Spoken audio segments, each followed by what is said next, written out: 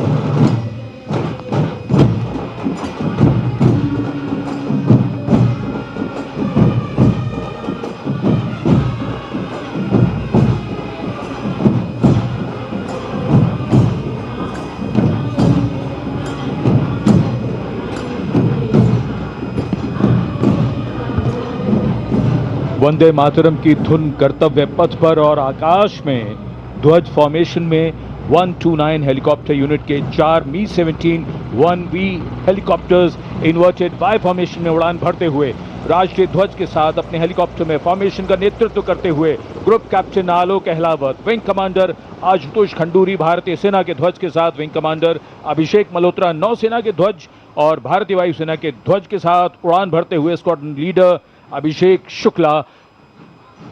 जन समूह पर आकाश से हो रही है पुष्प वर्षा। जाग उठी है सुबह, जाग उठा है दिन, जागे हुए भारत का जागृत है गणतंत्र, हमारा 77वां गणतंत्र दिवस। ये शुभारंभ है दुनिया के सबसे बड़े लोकतंत्र का गणतंत्र उत्सव है।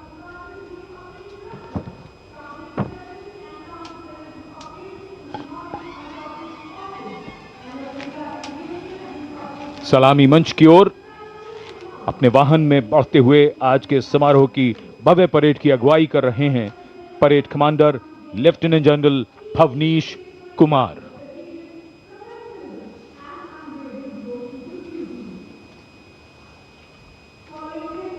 Lieutenant general Bhavnish Kumar AVSM VSM general officer commanding Delhi area, दूसरी पीढ़ी के अधिकारी लेफ्टिनेंट जनरल भवनीश कुमार ने 1989 में कमीशन प्राप्त किया। आज की परेड के commander lieutenant general Bhavnish Kumar.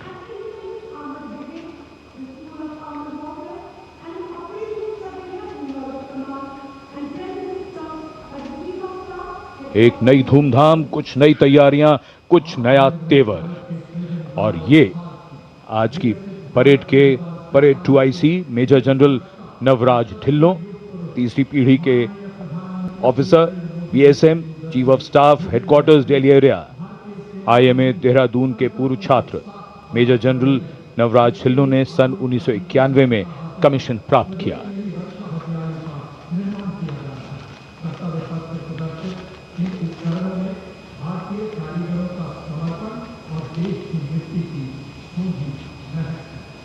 अनुशासन, जोश, पराक्रम, अद्भुत कौशल, उम्मीद की सोच से परे मानव और मशीन के कारनामे, देश की सैन्य शक्ति और सांस्कृतिक विरासत के दर्शन अब इस भव्य परेड में, और कर्तव्य पथ पर वीरता के शिखर साक्षात हमारे सामने। पराक्रम और बहादुरी की कोई हद नहीं होती, बात जब देश की आई तो हद क्या, ये तो बेहद से भी गुजर गए। परमवीर चक्र से सम्मानित Subedar major honorary captain Yogendra Singh Yadav PVC सेवानिवृत्त 18 ग्रेनेडियर्स, इनके साथ honorary captain Sanjay Kumar PVC 13 Jammu और कश्मीर राइफल्स, इन्हीं के साथ अपने वाहन में मेजर जनरल सीए पिठावाला सेवानिवृत्त अशोक चक्र और कर्नल डी श्रीराम कुमार अशोक चक्र। परमवीर चक्र और अशोक चक्र ताज है इन वीरों का। परमवीर चक्र युद्ध में और अशोक चक्र अन्य परिस्थितियों में असाधारण वीरता और सर्वोच्च बलिदान के लिए दिया जाता है।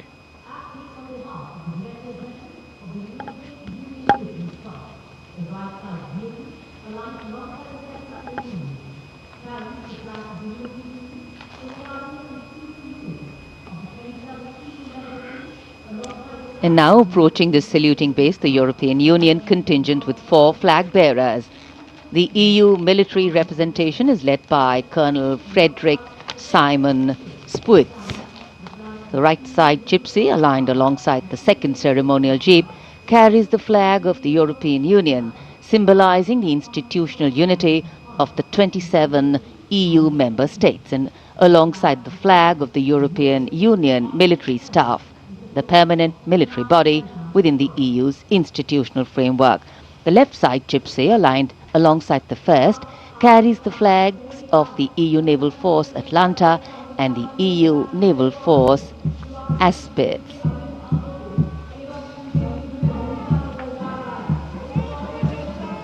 And close behind them, approaching the saluting base with dignity and shared purpose,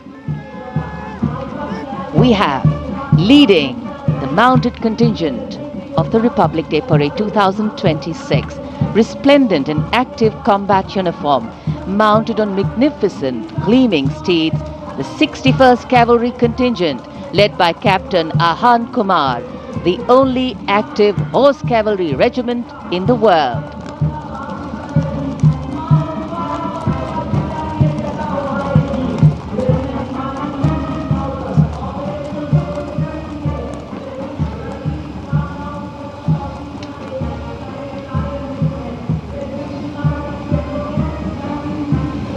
And over the Kartavya Path now is Prahar formation comprising one Dhruv advanced light helicopter carrying the Operation Sindoor flag of the Indian Army along with Rudra ALH WSI of the Indian Army and ALH Mark 4 of the Indian Air Force. Formation led by Colonel Vijay Pratap Sena Medal.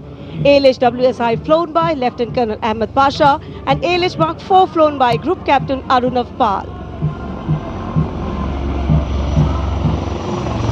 Prahar formation led today by Colonel Vijay Pratap Sena Medal.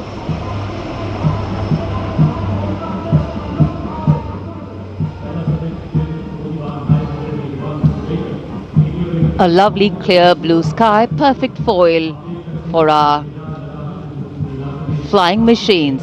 And here, going past the saluting base, led by Lieutenant Arjun Kashyap of 6 Lancers, the High Mobility Reconnaissance Vehicle HMRV, India's first indigenously designed armored light specialist vehicle. Equipped with battlefield surveillance radars, capable of detecting men, vehicles and low-flying helicopters along with drones to cover radar-blind zones.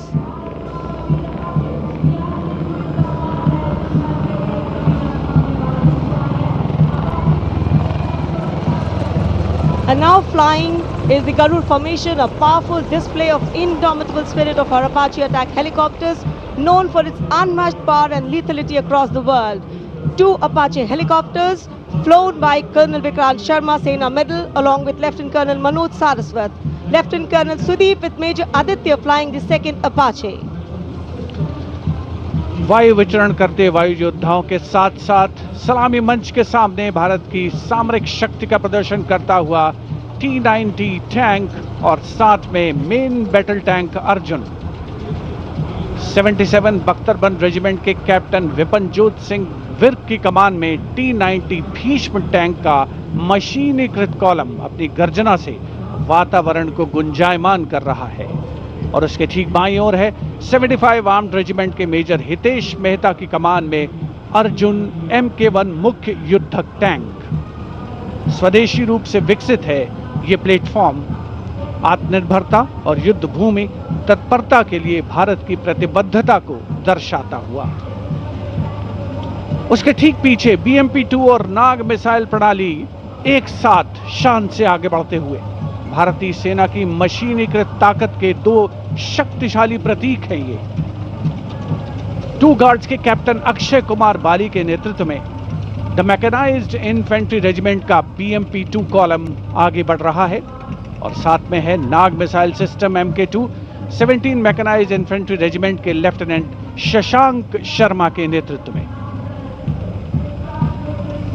Nag missile system regiment का आदर्श वाक्य है 17 मेघ हर मैदान फतेह, उसे दर्शाता हुआ।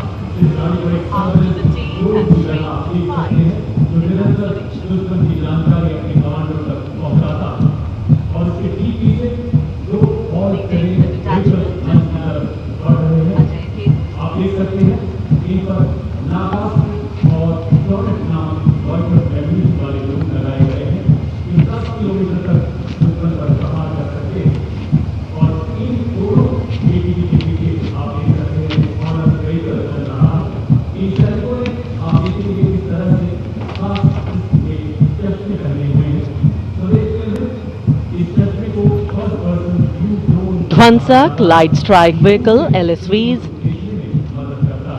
First LSV represents the firepower component, the second LSV abreast signifies the surveillance component, and the third LSV behind is anti-tank component.